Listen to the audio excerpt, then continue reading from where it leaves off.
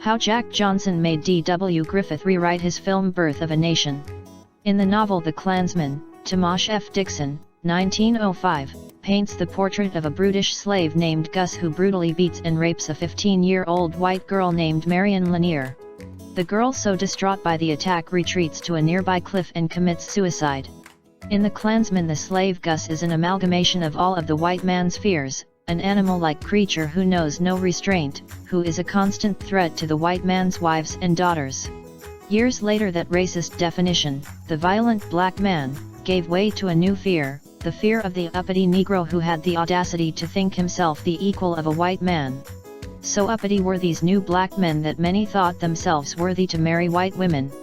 By 1915, the fear of miscegenation had taken a strong hold on white society. D W Griffith, in his film interpretation of The Klansman, Birth of a Nation, 1915, rewrote the story of that violent rape into a story of possible miscegenation, and Jack Johnson became his metaphoric villain. Here is why. In January of 1911, Jack Johnson married a white woman named Etta Duryea, and then in the following year broke off that relationship. Etta Duryea, who was prone to depression, then decided to commit suicide. As if that wasn't bad enough, Jack Johnson, now a free widower, just 2 months later, marries a second white woman, Lucille Cameron.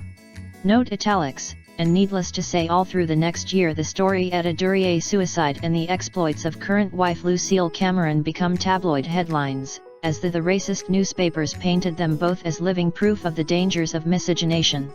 Griffith saw his opportunity in these headlines and rewrites the novel's rape story to accommodate this new Jack Johnson-driven fear, miscegenation.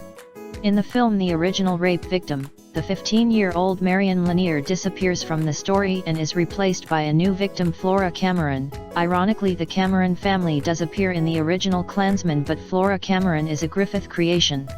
Gus, the once brutal slave, is also rewritten as a captain in the Union Army. He even appears in officer's uniform with a saber by his side. He is rewritten into an accomplished Negro who dares to believe himself worthy of a white woman.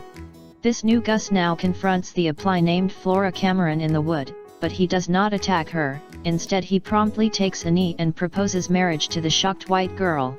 Flora Cameron becomes so distraught at prospect of being seen alone enough to be thought the wife of a black man, quickly proceeds to the nearest cliff and, untouched by the gentle Gus, throws herself to her death. This rewrite played well with racist audiences who in their minds were so fearful of miscegenation that they could understand suicide as the proper alternative to the degradation of merely being offered a miscegenated marriage. Jack Johnson held such power over white society that he made D W Griffith rewrite Birth of a Nation, a film considered by many to be America's first great epic film. P.S. It is a common mistake to believe that Griffith changed the rape to a marriage proposal because of censorship. The film was in production in 1914, and the Fatty Arbuckle scandal and its subsequent Hays Code were still 7 years in the future. In 1914, Griffith was functioning free of any censorship. The decision was his alone. The standard story goes that Birth of a Nation was also the birth of the feature film, that it set the standards of Hollywood filmmaking, Hollywood storytelling, for the coming century. This film, which depicts Black America as an existential threat to white America, where a black man, played by a white actor, attempts to rape a white woman and drives her to suicide, where this same black man is lynched by white men in white hoods, which is framed as heroic. This film, which inspired a reinvigorated Ku Klux Klan and led to countless lynchings of Black Americans in real life,